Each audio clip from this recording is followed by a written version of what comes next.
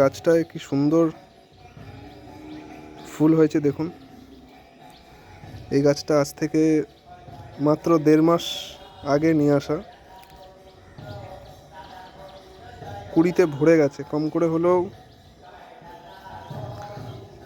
100 খানেক কুড়ি আছে গাছটাতে। এত কুড়ি ধরেছে,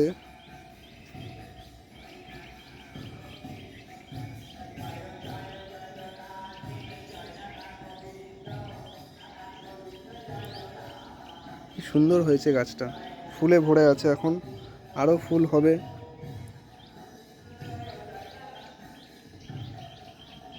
তো গাছ পরিচর্যা করার জন্য এখন সবথেকে বর্ষা ভালো সময়।